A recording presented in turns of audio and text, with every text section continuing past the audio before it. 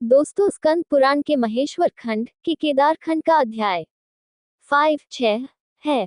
अध्याय 5 शिव भक्ति का पुण्य।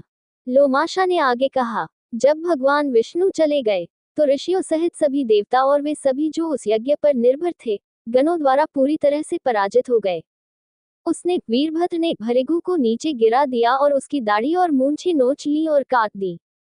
उसने पूषण के दांतों को विकृत और विकृत करके उखाड़ दिया। वहां स्वधा का उपहास किया गया और ऋषियों का उपहास किया गया। क्रोध में आकर उन्होंने यज्ञ की अग्नि में मल की वर्षा कर दी। गणों ने बहुत अधिक क्रोध करके भयंकर उत्पात मचाया। दक्ष बहुत भयभीत होकर वेदी के नीचे छिप गए। जब उसे एहसास हुआ कि वह छिपा हुआ है तो उसने गुस्से में उसे बाहर खींच लिया और उसके गालों को पकड़कर तलवार से उसके सिर पर वार कर दिया। ये सोचकर कि सिर को छेदा या चीरा नहीं जा सकता, वीरभद्र ने अपने पैरों से कंधे को दबाया और गर्दन को मरोड़ दिया। दुष्ट दक्ष का सिर गर्दन से कट जाने पर बुद्धिमान वीरभद्र ने उसे उठाकर तुरंत ही धधकते हुए यज्ञ कुंड में डाल दिया। अन्य ऋषि, देवता, पितर, यक्ष और राक्षस जो अभी भी वहां बचे थे, उन पर गणों ने हमला कर दिया। वे सभी वहां से भाग गए। चंद्रमा, आदित्य गण, सभी ग्रह, तारे और नक्षत्र सभी विस्थापित और हिल गए। उन पर भी गणों ने आक्रमण किया। ब्रह्मा जी सत्यलोक लौट आए। उन्हें अपने पुत्र के लिए बहुत दुख हुआ। उन्होंने बिना विचलित हुए सोचा, अब क्या करना चाहिए। मन दुखी होने के कारण लोक पितामह को कोई सुख नहीं मिल रहा था। बड़े प्रयत्न से उन्होंने उस पापी के सारे पाप कर्म समझ लिए। उन्होंने कैलाश पर्वत पर जाने का निश्चय किया।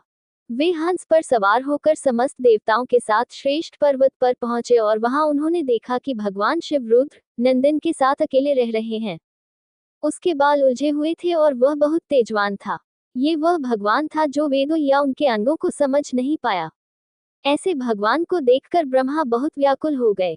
वह दंड की भांति भूमि पर गिरकर दंडवत प्रणाम करने लगा और अपने चारों मुकुटों की नोकों से उनके कमल सदृश चरणों का स्पर्श करके क्षमा याचना करने लगा। वह परमपिता शिव की स्तुति करने लगा। ब्रह्मा ने कहा, हे रुद्र, उन शांत ब्रह्म और परमात्मा को नमस्कार है। आप ही इस जगत के रचयिता और पालक हैं। आप ही इस जगत के परदादा हैं। महान रुद्र को, नीले कंठ वाले को, सृष्टिकर्ता को, ब्रह्मांड के समान स्वामी को, ब्रह्मांड के बीज को, समस्त लोकों के आनंद के कारण को नमस्कार है। आप ओंकार हैं, आप वशकार हैं, सभी उपक्रमों के प्रेरक हैं। आप यज्ञ हैं, आप याज्ञ का अनुष्ठान हैं। आप ही यज्ञ के कारण हैं। आप ही सभी यज्ञकर्ताओं के रक्षक हैं। हे भगवान, आप सभी जीवों के लिए शरण होने के योग्य हैं। हे महादेव, मुझे बचाओ, मुझे बचाओ, मैं अपने पुत्र के शोक से व्याकुल हूँ। महादेव ने कहा, हे पितामह, मेरी बातें ध्यानपूर्वक सुनिए। दक्ष के यज्ञ का विध्वंस मैंने नहीं किया है। हे ब्रह्मा, इसमें कोई संदेह नहीं है कि दक्ष अपने ही कर्मों से मारा गया। जिस कर्म से बहुतों को दुख पहुंचता हो, उसे कभी भी नहीं करना चाहिए। हे परमेष्ठिन, जो दूसरों पर बीतेगा वही स्वयं पर भी बीतेगा। ये कहकर रुद्र ब्रह्मा और सुरों के साथ कनखल नामक पवित्र स्थान और प्रजापति दक्ष के यज्ञ गृह में गए। रुद्र ने देखा कि वीरभद्र ने क्या किया था। स्वाहा, स्वधा, पूषण, बुद्धिमान प्राणियों में श्रेष्ठ भृगु सभी गणों द्वारा घायल हो गए थे। इसी प्रकार अन्य सभी ऋषिगण और सभी गण भी उस दयनीय स्थिति में पहुंच गए थे। वहां उपस्थित कई अन्य यक्ष, गंधर्व और किन्नर घायल हो गए। उनके शरीर के टुकड़े हो गए और वे फट गए। कुछ युद्ध में मारे गए। ये देखकर कि शंभु आए हैं, वीरभद्र ने अपने गणों सहित उन्हें लकड़ी के लट्ठे के समान दंडवत प्रणाम किया। फिर वे शिव के सामने खड़े हो गए। महाबलशाली वीरभद्र को सामने खड़ा देखकर रुद्र ने हंसते हुए ये शब्द कहे, हे वीर, यहाँ क्या हुआ है। उस दक्ष को तुरंत यहाँ ले आओ, जिसके द्वारा यज्ञ के दौरान यह असामान्य और अशुभ कार्य किया गया था, जिसके परिणामस्वरूप ये वर्तमान फल हुआ। शंकर के ऐसा आदेश देने पर वीरभद्र ने शीघ्रता से सिरविहीन धड़ लाकर शंभु के सामने रख दिया। तब उत्तम बुद्धि वाले वीरभद्र से शंकर ने पूछा, दुष्ट दक्ष का सिर किसने काटा है। हे वीर, यद्यपि वह कुटिल है, फिर भी मैं उसे जीवन प्रदान करूंगा, पुनर्जीवित करूंगा। शंकर के ऐसा कहने पर वीरभद्र ने पुनः कहा, हे शंकर, मैंने उसी क्षण उसका सिर अग्नि में डाल दिया। हे शंभु, जो सिर बचा है वह पशु का है और उसका मुख विकृत हो गया है। स्थिति जानने के बाद रुद्र ने उस सिरहीन धड़ पर पशु का विकृत सिर रख दिया। सिर पर दाढ़ी थी और वह भयानक था। शंकर की कृपा से दक्ष को पुनः जीवन प्राप्त हुआ।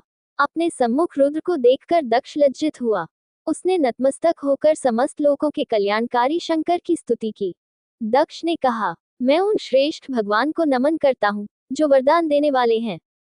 मैं उन देवों के सर्वश्रेष्ठ भगवान को नमन करता हूँ जो शाश्वत भगवान हैं। मैं देवों के भगवान ईश्वर को प्रणाम करता हूँ। मैं उन शंभुहर को नमन करता हूँ जो ब्रह्मांड के एकमात्र परिजन हैं।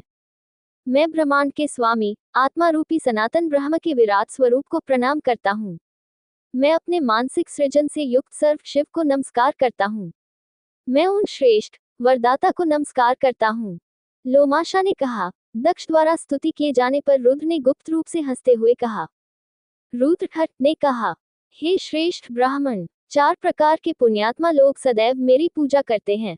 वे हैं दुखी, ज्ञान के प्यासे, धन के इच्छुक और आध्यात्मिक ज्ञान वाले। अतः निसंदेह सत्य ज्ञान से युक्त मुनि मेरे प्रिय हैं। जो लोग अध्यात्म ज्ञान के बिना मुझे पाने का प्रयत्न करते हैं वे अज्ञानी हैं। केवल कर्मों के द्वारा ही तुम संसार सागर से पार होना चाहते हो। वे न तो वेदों के द्वारा, न दान के द्वारा, न यज्ञों के द्वारा और न किसी स्थान पर तपस्या के द्वारा मुझे प्राप्त कर सकते हैं। 3 किंतु कर्म के बल से मनुष्य मोहित हो जाते हैं। इसलिए ज्ञान के प्रति समर्पित रहो और मन की एकाग्रता और पवित्रता के साथ पवित्र अनुष्ठान करो। सुख और दुख के प्रति समान रूप से उदासीन रहो और शाश्वत सुख प्राप्त करो। लोमाशा ने कहा। इस प्रकार दक्ष को श्रेष्ठ देव शंभु ने सलाह दी। दक्ष को वहीं स्थापित करके रुद्र अपने पर्वत पर वापस चले गए। इसी प्रकार भृगु आदि सभी महर्षियों को ब्रह्मा ने सांत्वना दी तथा उन्हें ज्ञान प्रदान किया। वे तत्काल ही सत्य ज्ञान से युक्त हो गए। तत्पश्चात ब्रह्मा जी अपने धाम को चले गए। दक्ष ने भी इसी वाणी से उत्तम ज्ञान प्राप्त किया था। शिव के ध्यान में लीन होकर महान मन वाले दक्ष ने तपस्या की। अतः भगवान शिव की सेवा सभी संभव प्रयासों के माध्यम से की जानी चाहिए। जो मनुष्य शिवजी का प्रांगण अर्थात शिवजी का मंदिर साफ करते हैं वे शिवजी के पुर को प्राप्त होते हैं और समस्त ब्रह्मांड की प्रशंसा के पात्र बनते हैं। जो लोग शिव को महान चमक वाला दर्पण अर्पित करते हैं वे शिव के सेवक बन जाते हैं और शिव के सामने खड़े रहते हैं। जो लोग त्रिशूलधारी देवराज को चौड़ियां देते हैं वे स्वयं तीनों लोकों में चौड़ियां से पंखा झलेंगे। जो लोग महादेव के मंदिर में दीपदान करते हैं वे तेजस्वी हो जाते हैं। वे तीनों लोकों के प्रकाशक बन जाते हैं। जो लोग महान आत्मा शिव को धूप अर्पित करते हैं वे प्रसिद्ध हो जाते हैं। वे दोनों परिवारों अपने और अपनी माताओं के का उद्धार करते हैं। जो मनुष्य भगवान श्रीहरि और हर के समक्ष बड़ी भक्ति से नैवेद्य अर्पित करते हैं उन्हें प्रत्येक नैवेद्य अर्पित करने पर एक यज्ञ का फल मिलता है। जो श्रेष्ठ पुरुष किसी खंडहर शिव मंदिर का जीर्णोद्धार करते हैं उन्हें दोहरा फल प्राप्त होता है, इसमें कोई संदेह नहीं है। जो लोग ईंटों या पत्थरों से नया मंदिर बनाते हैं वे तब तक स्वर्ग में आनंदित रहते हैं जब तक उनका निष्कलंक यश संसार में बना रहता है। हे श्रेष्ठ ब्राह्मणों, इसमें कोई संदेह नहीं है। जो परम बुद्धिमान ब्राह्मण शिव के लिए अनेक मंजिलों वाला भव्य मंदिर बनवाते हैं वे महानतम लक्ष्य अर्थात मोक्ष को प्राप्त करते हैं। जो लोग अपने द्वारा या दूसरों द्वारा बनाए गए शिव मंदिर की सफाई या लिपाई करते हैं उन्हें महान गति की प्राप्ति होती है। जो लोग छत्र चढ़ाते हैं वे पुण्यशाली पुरुष हैं। वे शिवलोक में जाते हैं और अपने पूरे परिवार का उद्धार करते हैं। जो लोग शिव मंदिर में घंटी बांधते हैं वे तीनों लोकों में तेजस्वी और प्रतिष्ठित हो जाते हैं। जो मनुष्य दिन में 1, 2 या 3 बार शिव मंदिर जाता है उसे सुख मिलता है, चाहे वह धनवान हो या निर्धन। वह दुखों से मुक्त हो जाता है। जो धार्मिक भक्त महात्मा शिव की पूजा करता है वह अपने परिवार के 10 करोड़ सदस्यों का उद्धार करता है और शिव के साथ आनंदित होता है। इस संदर्भ में वे इस प्राचीन कथा का हवाला देते हैं जो इंद्रद्युम्न के पुत्र और सज्जनयम के बीच की बातचीत है। पूर्व काल में कृतयुग में इंद्रसेन नाम का एक राजा था। वह प्रतिष्ठान में शासन करने वाला एक महान योद्धा था। वह हमेशा शिकार करने में रुचि रखता था। वह ब्राह्मणों से अमित्र था। वह हमेशा भयंकर और क्रूर दुष्कर्मों में लिप्त रहता था। वह हमेशा सांसारिक सुखों में ही लिप्त रहता था। वह दुष्ट राजा दूसरों के जीवन से अपना पोषण करता था। वह शराब पीने का आदी था, दूसरे लोगों की पत्नियों की संगति चाहता था। वह दूसरों के धन का लालच करता था। उसने ब्राह्मणों को मार डाला। उसने अपने गुरु के बिस्तर को अपवित्र कर दिया। वह हमेशा सोना चुराता था। उसके सभी अनुयायी भी उसी स्वभाव के थे। उस दुष्ट राजा के सभी अनुयायी उसके जैसे पाप करते थे। इस प्रकार वह दुष्ट राजा अनेक प्रकार से राज्य करने लगा। फिर बहुत समय बीतने पर वह दुष्ट राजा मर गया। तब दुष्ट मन वाले इंद्रसेन को यम के अनुयायियों ने पकड़ लिया। इस प्रकार वह पापी राजा यम के समक्ष पहुंचा।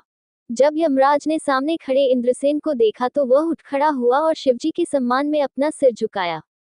धर्मपालकों में श्रेष्ठ यमराज ने अपने दूतों को डांटा और पाशों से बंधे हुए इंद्रसेन को मुक्त करके धर्मराज यमदेव बोले, हे राजाओं में श्रेष्ठ, जब तक इंद्र स्वर्ग में हैं, जब तक सूर्य आकाश में है, तब तक पुण्य लोकों में जाओ और उनका आनंद लो। जब तक पांचों तत्व विद्यमान हैं, तब तक सुखी रहो। हे महान राजा, तुम पुण्य कर्म करने वाले व्यक्ति हो, तुम शिव के स्थायी भक्त हो। यमराज के वचन सुनकर इंद्रसेन बोला, मैं शिव को नहीं जानता, मैं तो केवल शिकार में रुचि रखने वाला व्यक्ति हूँ। उनके वचन सुनकर यम ने स्पष्टीकरण देते हुए कहा, आहार खाओ और प्ररास हमला करो, ये शब्द तुमने हमेशा कहे हैं। हे पूज्यवर, उस पवित्र कर्म के फलस्वरूप तुम हमेशा के लिए शुद्ध हो गए हो, इसलिए तुम कैलाश पर्वत पर शंकर के पास जाओ। जब महान विचार वाले यमराज इस प्रकार बोल रहे थे, उसी समय शिव के दूत वहां बैलों पर सवार होकर आए। वे महान तेज वाले थे। वे नीले कंठ वाले, 10 भुजाओं वाले, 5 मुख वाले तथा 3 नेत्र वाले थे। उनके केश उलझे हुए थे तथा कानों में कुंडल पहने हुए थे। उनके सिरों पर चंद्रमा की सुंदर शोभा थी। उन सब को देखकर धर्मपालकों में श्रेष्ठ यमराज खड़े हो गए और उन सब की पूजा की, जो महान इंद्र के समान थे। उन सभी ने शीघ्रतापूर्वक विवस्वान के पुत्र यम से पूछा, हे महान भाग्य के स्वामी, क्या अपार तेज वाला इंद्रसेन यहाँ आया है? ये वही व्यक्ति है जो सदा महान मन वाले रुद्र का नाम लेता रहता है। उनकी बातें सुनकर इंद्रसेन को यमराज ने सम्मानित किया और वायु रथ में बिठाकर शिव के धाम भेज दिया। शिवजी के उत्तम सेवकों द्वारा उसे भीतर लाया गया। तब शंभु ने अपूर्व तेज वाले इंद्रसेन को देखा। रुद्र ने उठकर राजा का स्वागत किया, उसके पास जाकर उसे गले लगाया तथा अपने आसन के आधे भाग पर इंद्रसेन को बैठाया और फिर कहा, हे श्रेष्ठ राजा, तुम्हें क्या दिया जाए? तुम्हारी क्या इच्छा है? जो कुछ तुम चाहो वह मैं तुम्हें दूंगा। भगवान शिव के वचन सुनकर राजा के आंसू बहने लगे और वह प्रेम से अभिभूत होकर कुछ भी न बोल सका। तत्पश्चात उसे महान विचार वाले महेश ने अपना पार्षद बना लिया। वह चरण नाम से प्रसिद्ध हुआ। वह मुन का प्रिय मित्र था। भगवान रुद्र का नाम लेने मात्र से पापी राजा इंद्रसेन को सिद्धि प्राप्त हो गई। हे हरि, हे हरा, अर्थात परमात्मा शिव और चक्रधारी विष्णु के नामों का उच्चारण करने मात्र से शिव ने अनेकों मनुष्यों का उद्धार किया है। तीनों लोकों में शिवजी से बढ़कर कोई दूसरा देवता नहीं दिखाई देता, इसलिए सभी प्रकार से सदाशिव जी की पूजा करनी चाहिए। उन्हें सदैव पत्र, पुष्प, फल, शुद्ध जल और कैंगवीरा से पूजन करना चाहिए। इससे वे वर देने वाले बन जाते हैं। अर्का कैलोट्रोपिस गिगेंटिया का फूल करवीर से 10 गुना अधिक प्रभावशाली है।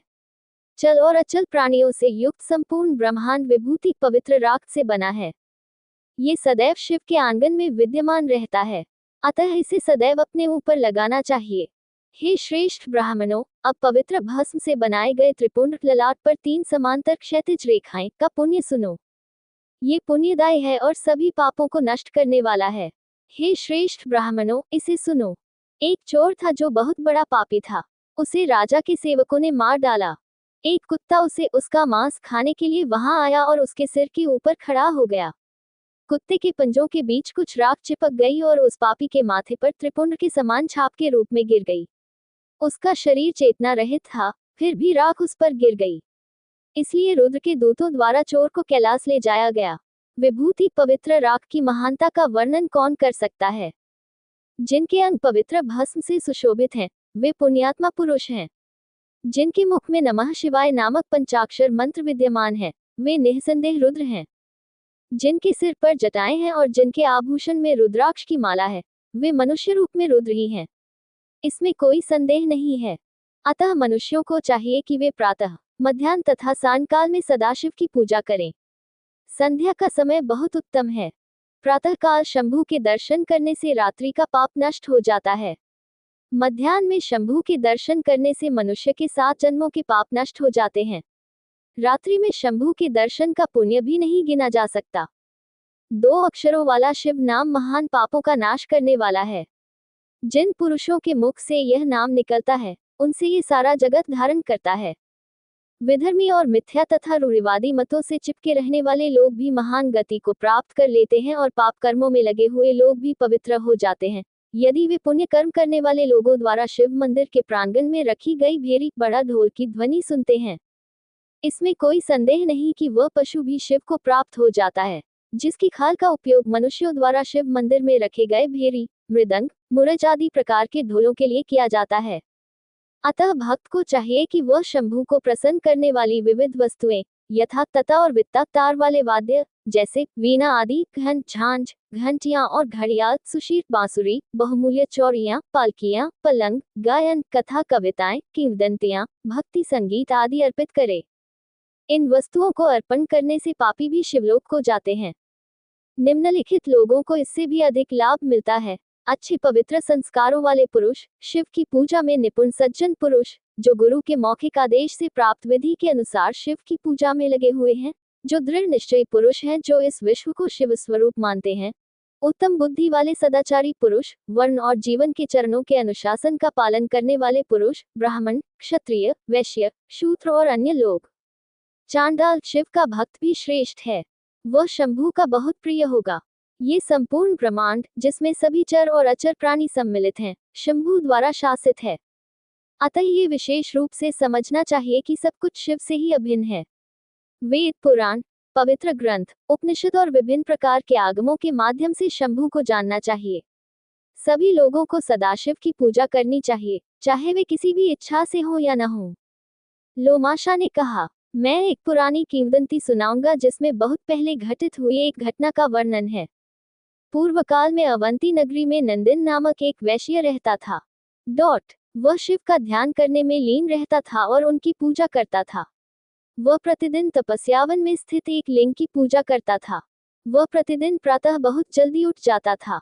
शिव के प्रेमी नंदी लिंग की पूजा में अत्यधिक समर्पित हो गए। उन्होंने शास्त्रों में बताए गए तरीके से लिंग को पंचामृत से स्नान कराया। वे हमेशा वेदों और वेदों के सहायक में निपुण ब्राह्मणों से घिरे रहते थे। वह पवित्र ग्रंथों के अनुसार लिंग की पूजा में समर्पित था। लिंग को विधिपूर्वक स्नान कराने के बाद वह हमेशा विभिन्न प्रकार के अद्भुत फूलों, मोतियों, नीलम, गोमेद, हिमालय के रत्न, लापिस लाजुली, पन्ना और माणिक से उसकी पूजा करता था। इस प्रकार महाभाग्यशाली नंदी ने अनेक वर्षों तक एकांत स्थान में स्थित उस लिंग की नाना प्रकार की भेंटों से पूजा की। एक किरात वनपाल था जो शिकार का शौकीन था और जानवरों को घायल करके मार डालता था। वह हमेशा शिकार का आनंद लेता था। वह पापी दुष्ट व्यक्ति हिंसक पशुओं से भरे पहाड़ों और गुफाओं में घूमता रहता था और यहाँ वहाँ पशुओं को मारता रहता था। वह किरात जो पशुओं को मारने का आदी था, भ्रमण करते समय संयोग से उस स्थान पर पहुंचा जहां विधिपूर्वक लिंग की पूजा की जा रही थी। वह प्यास से बहुत व्याकुल था और पानी की तलाश में इधर उधर भटक रहा था।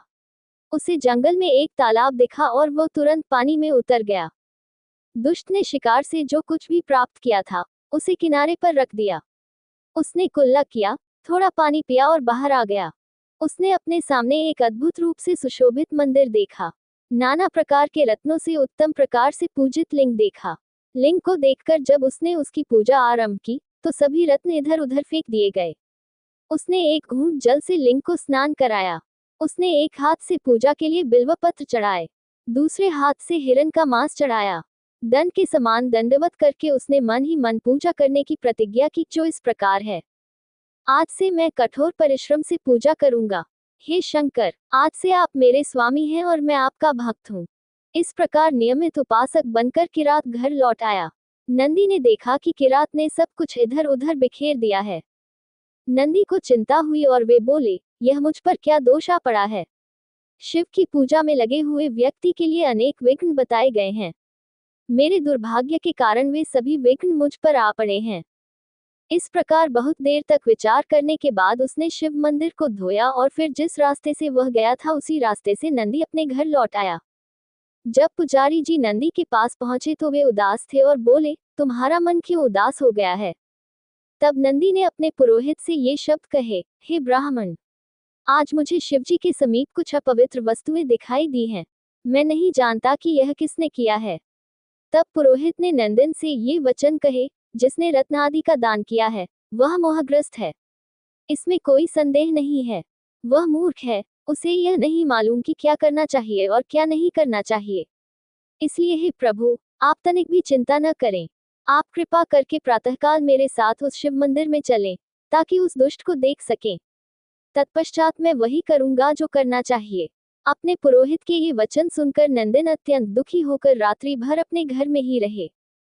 जब रात्रि बीत गई, तब वह पुजारी को बुलाकर शिव मंदिर में गया। उस सज्जन पुरुष के साथ नंदी भी वहां गया। उसके बाद उस दुष्ट ने पिछले दिन जो कुछ किया था, वह सब देखा गया। नंदी ने आवश्यक वस्तुओं के लिए विभिन्न प्रकार के रत्नों से विस्तृत रूप से पूजा की। भगवान को स्नान कराते समय 5 उपाचार, पूजा के दौरान सेवा के तरीके और 11 बार रुद्र स्तोत्र का पाठ किया गया। उन्होंने ब्राह्मणों के साथ मिलकर विभिन्न स्तोत्रों और प्रार्थनाओं के साथ गिरिशा की स्तुति की। इस प्रकार स्तुति में लगे हुए नंदी ने 2 याम यानी 6 घंटे बिताए। सचमुच उस समय महाकाल, जिसे किरात कहते हैं, वहां आए, जिनका रूप पहले जैसा ही था। वे अत्यंत शक्तिशाली, अत्यंत विभत्स तथा मृत्यु के देवता के समान भयंकर थे। वे वीर थे तथा उनके हाथ में धनुष था। उसे देखकर नंदी बहुत भयभीत हो गया और रोने लगा। पुजारी भी सहसा भय से व्याकुल हो गया। किरात ने सब कुछ पहले की भांति सावधानी से किया।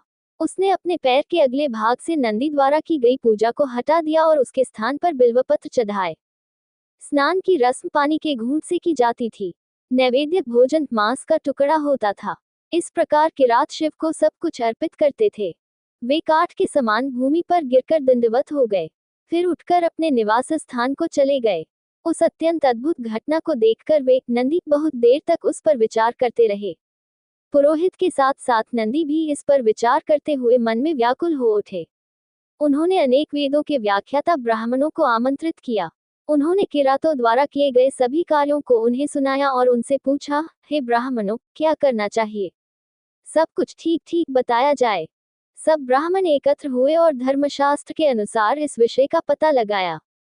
तब सब ब्राह्मण अत्यंत भयभीत और शंकित नंदन से बोले, ये जो बाधा उत्पन्न हुई है, उसे देवता भी दूर नहीं कर सकते। अतः हे श्रेष्ठ वैश्य, उस लिंग को अपने धाम में ले आओ। उन्होंने उनके सुझाव को स्वीकार करते हुए कहा, ऐसा ही हो। तब नंदी ने उस शिवलिंग को खोदकर अपने घर ले आए और उसे 9 रत्नों से सुशोभित स्वर्ण आसन पर स्थापित करके विधिपूर्वक प्रतिष्ठित किया। फिर उन्होंने विविध प्रकार के अनुष्ठानों और पूजा सामग्री से उसकी पूजा की। अगले दिन किरात शिव मंदिर में आया और इधर उधर देखने पर उसे ईश का लिंग दिखाई नहीं दिया। अचानक अपनी चुप्पी तोड़ते हुए उन्होंने जोर से चिल्लाकर कहा, हे शंभु, आप कहाँ चले गए? अब मुझे दर्शन दीजिए। यदि आप अभी नहीं मिले तो मैं अपना शरीर त्याग दूंगा। हे शंभु, हे ब्रह्मांड के स्वामी, हे त्रिपुर के संहारक, हे रुद्र, हे महादेव, आप स्वयं अपना रूप प्रकट कीजिए। इस प्रकार स्पष्ट फटकार के मीठे शब्दों के द्वारा सदाशिव का किरात द्वारा अनादर किया गया। तब उस वीर वनवासी ने अपने नाखूनों से उसका पेट फाड़ दिया। उसकी भुजाओं को सहलाते हुए उसने क्रोधपूर्वक कहा, हे शंभु, अपने आप को प्रकट करो। मुझे छोड़कर तुम कहाँ जाओगे? ऐसा कहकर किरात ने चारों ओर से मांस को चीरकर, अंतड़ियां निकालकर हाथ से अचानक उस गड्ढे में फेंक दिया। उसने अपने हृदय को स्थिर करके उस सरोवर में स्नान किया। उसी प्रकार वह शीघ्रता से जल और बिल्वपत्र ले आया। उसने भगवान की विधिपूर्वक पूजा की और लकड़ी की तरह भूमि पर लेटकर दंडवत प्रणाम किया। तत्पश्चात किरात वही शिव के समक्ष ध्यानमग्न हो गया। तत्पश्चात प्रमथों से घिरे हुए रुद्र ने स्वयं को उसके समक्ष प्रकट किया।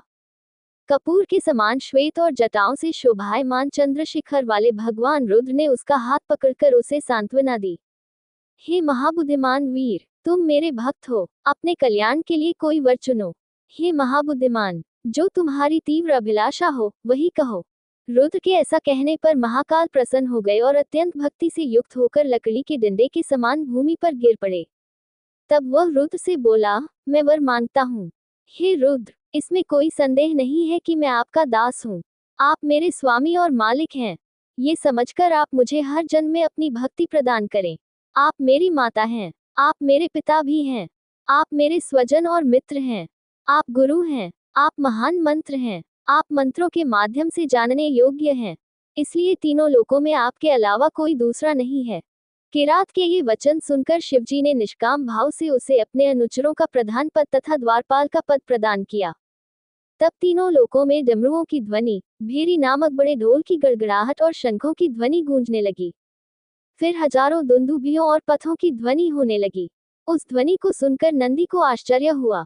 वह शीघ्रता से तपस्वी उपवन में उस स्थान पर पहुंचा जहां प्रमथों से घिरे हुए शिवजी उपस्थित थे। नंदी को किरात भी ठीक वैसा ही दिखाई दिया। नंदी को बड़ा आश्चर्य हुआ और उसने नम्रतापूर्वक ये शब्द कहे। वह बड़े मनोयोग से किरात की स्तुति करने को इच्छुक हुआ, शंभू को आपने ही यहाँ लाया है। हे शत्रुओं को दग्ध करने वाले, आप ही उनके सच्चे भक्त हैं। मैं आपका भक्त हूँ और यहाँ आया हूँ। शंकर से मेरा वर्णन कीजिए। शंकर की बात सुनकर किरात ने नंदी का हाथ पकड़ लिया और शीघ्रता से उनके पास गया। भगवान रुद्र ने हंसते हुए किरात से ये शब्द कहे, ये व्यक्ति कौन है जिसे तुमने गणों के समक्ष लाया है? तब किरात ने समस्त लोकों के कल्याणकर्ता शंकर को बताया। किरात ने कहा, हे प्रभु, यह आपका भक्त है। ये सदैव आपकी पूजा में लीन रहता है। हे प्रभु, प्रतिदिन वे रत्न, माणिक्य, नाना प्रकार के पुष्प, प्राण तथा धन से आपकी पूजा करते हैं। इसमें कोई संदेह नहीं है। अतः हे नंदन, वे मेरे मित्र हैं। हे प्रभु, उन्हें अपने भक्तों पर कृपा करने वाला जान लीजिए। महादेव ने कहा, हे महाभाग्यवान नंदी, जिस वैश्य का उल्लेख तुमने किया है उसे मैं नहीं जानता, परंतु हे महाबुद्धिमान महाकाल, मैं उसे स्वीकार करूंगा, क्योंकि तुम मेरे भक्त भी हो और मित्र भी। जो लोग कपट से रहित हैं और उच्च विचार वाले हैं, वे मेरे प्रिय भक्त हैं। वे श्रेष्ठ पुरुष हैं। वह आपका भक्त है, इसलिए वह मेरा प्रिय मित्र है। इस प्रकार शंभू ने उन दोनों को अपने अनुचर के रूप में स्वीकार कर लिया। तत्पश्चात वहां अनेक तेजस्वी रथ आए। उस श्रेष्ठ वैश्य को उस महान तेजस्वी किरात ने बचा लिया। वे दोनों बड़े वेग वाले हवाई रथों द्वारा कैलाश पर्वत पर पहुंचे और वहां उनका स्वरूप भगवान के समान हो गया। गिरिजा ने शिवजी सहित उन दोनों को प्रकाश दिखाया। तब हाथी के समान मनोहर चाल वाली देवी ने हंसते हुए शिवजी से कहा, जैसे आप हैं वैसे ही ये भी हैं, निस्संदेह रूप में और चलने के तरीके में भी। वे मुस्कुराहट और मित्रता से सम्मानित हैं। अब तक केवल आपकी ही मैंने सेवा की थी, इसमें कोई संदेह नहीं है। देवी के वचन सुनकर किरात और वैश्य ने तुरंत अपना मुख दूसरी ओर फेर लिया, जबकि शंकर भी देख रहे थे। वे बोले, स्माइली फेस, हे त्रिनेत्रधारी प्रभु, हम केवल आप ही के कृपा पात्र हैं। हम सदैव आपके द्वार पर खड़े रहेंगे। आपको नमस्कार है, नमस्कार है। उनका अभिप्राय जानकर भव ने हंसकर कहा, तुम्हारी महान भक्ति के कारण तुम्हारी मनोकामना पूर्ण हो। तब से वे दोनों द्वारपाल बन गए। हे ब्राह्मणों, वे शिव के द्वार पर खड़े थे। उन्हें मध्याह्न में शिव के दर्शन हुए। एक थे नंदी और दूसरे थे महाकाल। दोनों ही शिव के प्रेमी थे। दोनों ही सदाशिव से प्रसन्नतापूर्वक बातें करते थे। महादेव ने अपनी एक अंगुली उठाकर उनसे बात की। इसी प्रकार नंदी ने भी अपनी 2 अंगुलियां उठाकर कहा। इस प्रकार इशारों और संकेतों से वे महान आत्मा भगवान शंकर के निवास के द्वार पर खड़े हैं। हे परम भाग्यशाली ऋषियों, सुनो। हे ब्राह्मणों, पूर्व काल में शैलद ने दुष्टात्मा, पापी, अधर्मी, अंधे, गूंगे, लंगड़े, अधम जन्म वाले, दुष्टात्मा, चांडाल तथा अन्य सभी प्रकार के मनुष्यों के प्रति सहानुभूतिपूर्वक शिव के अनंत पुण्य कर्मों की घोषणा की थी। यदि वे शिव की भक्ति से युक्त हैं, तो वे त्रिशूलधारी देवों के स्वामी के पास जाते हैं। जो विद्वान पुरुष रेत से बने लिंग की पूजा करते हैं, वे निस्संदेह रुद्रलोक को जाते हैं। अध्याय 6, ब्रह्मा और अन्य को श्राप। ऋषियों ने पूछा, शिव को छोड़कर लिंग की श्रेष्ठता कैसे स्थापित हुई? हे महाभाग्यवान ऋषिवर, इसे हम लोगों को बताओ, जो इसे जानने के लिए उत्सुक हैं। लोमाशा ने कहा, भगवान शंभु भिक्षा मांगने के लिए दारुवन वन में विचरण करते थे। वे समस्त लोकों के एकमात्र स्वामी थे, जिनके वस्त्र नग्न थे, जटाएं खुली हुई थी। वे स्वामी जिन्हें केवल वेदांत अर्थात उपनिषदों के द्वारा ही समझा जा सकता है। वे महान स्वामी, प्रमुख योगियों में महान, लोकों के समूह के एकमात्र पालनकर्ता, महानतम से भी महान हैं। वे महान गरिमा वाले लोकों के महान स्वामी हैं। उन महापुरुष ईश्वर ने भिक्षुक का रूप धारण किया, दारुवन वन में भिक्षा मांगी। हे ब्राह्मणों, मध्याह्न के समय जब ऋषिगण अपने आश्रमों से स्नान के लिए पवित्र स्थानों पर गए, उसी समय उन ऋषियों की सभी पत्नियां वहां आ गईं। शंभू को देखकर वे आपस में कहने लगे, ये कौन असाधारण रूप वाला व्यक्ति है, जो भिक्षुक के रूप में यहाँ आया है। हम अपने मित्रों सहित उसे भिक्षा देंगे। ऐसा ही हो, कहकर वे घर चले गए और प्रसन्नतापूर्वक नाना प्रकार के भोजन भिक्षा में ले आए। वे अच्छे और सुकुमार थे। उन्होंने अपनी क्षमता के अनुसार सब कुछ अर्पित किया, किंतु उचित सम्मान और सौम्य व्यवहार के साथ। त्रिशूलधारी देवों के स्वामी द्वारा मांगी गई भिक्षा उन्हें विधिपूर्वक दे दी गई।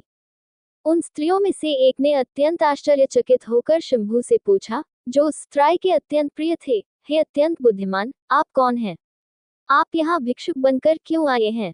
ये ऋषियों का पवित्र आश्रम है, आप हमारे आश्रम में क्यों नहीं बैठते? उसके ऐसा पूछने पर शंभू ने हंसते हुए कहा, हे सुंदर केशों वाली स्त्री, मैं ईश्वर हूँ, मैं इस पवित्र स्थान पर आई हूँ। ईश्वर शिव के वचन सुनकर ऋषि की पत्नी ने उनसे पूछा, आप कहते हैं कि आप ईश्वर शिव हैं, हे सज्जन महोदय, आप महान भाग्यवान हैं, आप कैलाश पर्वत के स्वामी हैं।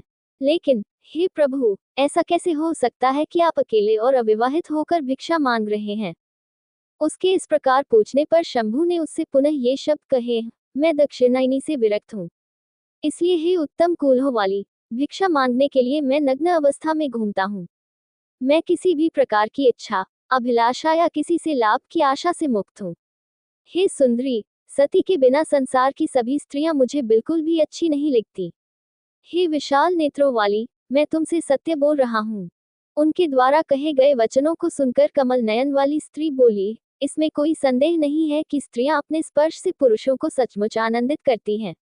हे शंभु, ऐसी आनंददायी स्त्रियों को आप जैसे विद्वान पुरुष ने त्याग दिया है। इस प्रकार सभी युवतियां उस स्थान पर एकत्रित हुई जहां शंकर खड़े थे। शंभु का भिक्षा पात्र उत्तम कोटि के पके हुए भोजन से भर गया। उनके भिक्षा पात्र में 6 स्वादों वाले 4 प्रकार के खाद्य पदार्थ भर गए। जब शंभु कैलाश पर्वत पर जाने के लिए उत्सुक हुए, तब वे सभी ब्राह्मण पत्नियां अपने गृह कार्य छोड़कर प्रसन्नतापूर्वक उनके पीछे चलीं। वे उनमें मन लगाकर उनके पीछे पीछे चलती रहीं। जब वे सब पत्नियां इस प्रकार चली गईं, तब श्रेष्ठ ऋषिगण अपने आश्रमों में पहुंचे और उन्हें सूना तथा खाली पाया। वे आपस में कहने लगे, ये सब स्त्रियां, हमारी पत्नियां कहाँ चली गईं? हम नहीं जानते कि किस दुष्ट ने इनका हरण कर लिया है। इस प्रकार विचार करते हुए उन्होंने इधर उधर खोजबीन की। तब उन्होंने देखा कि वे शिव का पीछा कर रहे थे। शिव को देखकर ऋषिगण क्रोधित होकर उन पर टूट पड़े। शिवजी के सामने खड़े होकर वे सभी लोग आवेश में बोले, हे शंभु, आपने ये क्या कर दिया है? आप निसंदेह दूसरों की, अर्थात हम ऋषियों की पत्नियों का अपहरण करने वाले हैं। इस प्रकार फटकारे जाने पर भी शिवजी चुपचाप अपने पर्वत की ओर चले गए। तब उन अविचल महादेव को ऋषियों ने पकड़ लिया। तब उन्होंने उन्हें इस प्रकार शाप दिया, स्माइली फेस, चूंकि तुम हमारी पत्नियों के अपहरण करता हो, इसलिए तत्काल नपुंसक बन जाओ। इस प्रकार ऋषियों के शाप से उसका लिंग भूमि पर गिर पड़ा। भूमि पर पहुंचते ही वह तुरंत बहुत बड़ा हो गया और उसका आकार बहुत अधिक बढ़ गया। नीचे और ऊपर से लिंग ने एक क्षण में 7 पातालों को ढक लिया। फिर उसने पूरी पृथ्वी को व्याप्त कर लिया और आकाश को ढांक लिया। सारे स्वर्ग ढक गए। फिर वह स्वर्ग से भी ऊपर उठ गया। न पृथ्वी थी, न दिशाएं, न जल, न अग्नि, न वायु, न आकाश, न ब्रह्मांडीय अहंकार, न महान सिद्धांत महत, न अव्यक्त अव्यक्त, न काल और न ही कोई महान आदिम पदार्थ प्रकृति। कोई द्वैतवादी विभाजन नहीं था। सब कुछ एक क्षण में विलीन हो गया। चूंकि पूरा ब्रह्मांड महान आत्मा के उस लिंग में लीना विलय हो गया, इसे ऐसा कहा जाने लगा। विद्वान लोग कहते हैं कि ब्रह्मांड का विलय होने के कारण ही इसे लिंग कहा गया है। ऐसे लिंग को आगे की ओर बढ़ते देखकर ब्रह्मा, इंद्र, विष्णु, वायु, अग्नि, देवगण तथा नागगण आदि देवगण मन में आश्चर्य से भर गए। वे एक दूसरे से बोले, इस लिंग की लंबाई कितनी है? इसकी परिधि कितनी है? इसका शिखर कहाँ है? इसका आधार कहाँ है? इस प्रकार के विचारों से चिंतित समस्त सुरों ने तब भगवान विष्णु से पूछा। देवस ने कहा, हे विष्णु, तुम्हें इसकी जड़ देखनी चाहिए। हे कमल जनित ब्रह्मा, तुम्हें इसका सिर देखना चाहिए। तब तुम न्यायपूर्वक रक्षक कहलाओगे। विष्णु और कमलवर भगवान ब्रह्मा, जो दोनों ही महान भाग्यवान देवता थे, ने यह बात सुनी। विष्णु पाताल लोक में चले गए और ब्रह्मा स्वर्ग में चले गए। स्वर्गलोक में पहुंचकर ब्रह्मा जी ने उत्सुकतापूर्वक सब ओर देखा, किंतु चतुर भगवान को उस लिंग का शीर्ष दिखाई नहीं दिया। तब कमलवत भगवान जिस मार्ग से गए थे उसी मार्ग से वापस लौटे और मेरु पर्वत की चोटी पर पहुंचे। वहां उन्हें सुरभि दिव्य गाय ने देखा। वह केतकी के पौधे की छाया में खड़ी होकर उससे मधुर वचन बोल रही थी। उसकी बातें सुनकर समस्त लोकों के पितामह ने हंसते हुए छलपूर्ण वचनों में सुरभि से कहा, तीनों लोकों में व्याप्त एक अत्यंत अद्भुत लिंग दिखाई दिया। मुझे देवताओं ने उसका शिखर देखने के लिए नियुक्त किया था। मैं इस बात को लेकर अत्यंत चिंतित हूँ कि देवताओं के समक्ष मैं क्या कहूँ, क्योंकि उस महान आत्मा प्रभु के सर्वव्यापी लिंग का शिखर नहीं दिखाई दिया। यद्यपि यह असत्य है, फिर भी आप देवताओं से कह दे कि लिंग का शिखर दिखाई दिया है। यदि इंद्र आदि देवगण आपसे पूछे कि क्या आपने देखा है, तो आप तुरंत कह देंगे कि इस विषय में हे देवो साक्षी हैं। इस विषय में हे उत्तम पवित्र संस्कारों वाली स्त्री, आप केतकी पुष्प सहित मेरी साक्षी बने। उद्धरण चिन्ह। ब्रह्मा परमेष्ठी की बात को सिर झुकाकर स्वीकार करके सुरभि ने केतकी पुष्प के साथ उसका आदर किया। इस प्रकार देवताओं के समक्ष आकर ब्रह्मा बोले। ब्रह्मा ने कहा, हे देवो, मैंने लिंग के अद्भुत शिखर को देखा है, जिसकी मैंने केतकी की पंखुड़ियों से विधिपूर्वक पूजा की है। यह विशाल, कोमल और निष्कलंक शुद्ध है। ये सुंदर और मनमोहक है। यह अद्भुत रूप से चमकदार और अत्यधिक दीप्तिमान है। ऐसा लिंग मुझे दिखाई दिया। ऐसा लिंग मैंने और कहीं नहीं देखा। ब्रह्मा के वचन सुनकर देवता आश्चर्यचकित हो गए। जब इंद्र आदि देवगण इस प्रकार आश्चर्य से भरे हुए खड़े थे, उसी समय सबके स्वामी, आध्यात्मिक प्रकाश के दाता भगवान विष्णु पाताल से वहां आए। उन्होंने तुरंत सभी को बताया, यद्यपि मैं इसका अंत देखने के लिए उत्सुक था, किंतु ये लिंग का अंत मैंने नहीं देखा है। जैसे जैसे मैं पाताल से आगे बढ़ रहा था, मुझे बड़ा आश्चर्य हुआ। मैं अतल, सुतल, नितल, रसातल, पाताल, तल और तलातल से होकर गुजरा। सब कुछ खाली और शून्य दिखाई दे रहा था। यहाँ तक कि सबसे खाली स्थान की भी अच्छी तरह से जांच की गई, किंतु उसका न तो मूल है, न मध्य और न ही फोप। महादेव जिनके द्वारा ये ब्रह्मांड संचालित है, वे ही लिंग रूप में हैं। उन्हीं की कृपा से आप और ऋषिगण उत्पन्न हुए हैं। उनके वचन सुनकर सुरों और ऋषियों ने उनका आदर किया। तब भगवान विष्णु ने हंसते हुए ब्रह्मा से इस प्रकार कहा, हे ब्रह्मा, यदि आपने सचमुच शिखर देखा है तो इस विषय में आपके पास कौन कौन साक्षी हैं? विष्णु के वचन सुनकर जगत पितामह ब्रह्मा ने शीघ्रता से कहा, केतकी और सुरभि। हे देवो, ये दोनों मेरी प्रत्यक्षदर्शी हैं। ब्रह्मा के वचन सुनकर सभी देवों ने शीघ्रता से केतकी के साथ सुरभि को बुलाया। दोनों ब्रह्मा के कार्य हेतु तुरंत वहां आ गईं। इसके बाद सुरभि से इंद्र आदि देवताओं ने पूछा। उसने केतकी के साथ मिलकर कहा, हे देवो, वास्तव में ब्रह्मा ने लिंग के शीर्ष को देखा था और केतकी की पंखुड़ियों से उसकी पूजा की थी। जब वे सब सुन रहे थे, तब आकाशवाणी हुई, हे देवताओं, ये समझ लो कि सुरभि और केतकी ने जो कहा है, वह मिथ्या है। उसका शीर्ष ब्रह्मा ने नहीं देखा है। तब इंद्र तथा विष्णु सहित समस्त देवताओं ने क्रोधपूर्वक झूठ बोलने पर तुली सुरभि को शाप दिया। हे महाप्रभु, आज तुम्हारे मुख से यह झूठ निकला है कि तुम्हारा मुख अपवित्र और अशुद्ध हो। इसे सभी धार्मिक अनुष्ठानों से अलग रखा जाए। हे केतकी, यद्यपि तुम सुगंधित हो, फिर भी तुम शिव की पूजा के लिए अनुपयुक्त हो। हे सुहागन, इसमें कोई संदेह नहीं है कि तुमने झूठ बोला है। तब आकाशवाणी ने ब्रह्मा जी को शाप दिया, हे मूर्ख, तूने बच्चों की तरह झूठ क्यों बोला? भृगु, ऋषियों और पुरोहित के साथ तूने ऐसा क्यों किया? इसलिए तू कभी पूजा के योग्य नहीं रहेगा। तू दुख भोगेगा। पुण्यात्मा ऋषिगण सत्य भाषण से वंचित रहेंगे। वे मोहग्रस्त, विवादों में उलझे, ईर्ष्यालु और सच्चे ज्ञान से अनभिज्ञ रहेंगे। वे भिखारी होंगे और टुकड़े टुकड़े कर दिए जाने के योग्य होंगे। वे हमेशा अपना ज्ञान नष्ट करते रहेंगे। वे अपने आप पर गर्व करेंगे। वे जिद्दी होंगे और एक दूसरे की निंदा करेंगे। इस प्रकार ब्रह्मा से लेकर सभी देवता और ऋषिगण शापित हो गए। शिव द्वारा शापित होकर वे सभी लिंग की शरण में चले गए। अगली वीडियो देखने के लिए आप चैनल सब्सक्राइब जरूर करें और लाइक करें और कमेंट करें। जय श्री राधा कृष्ण।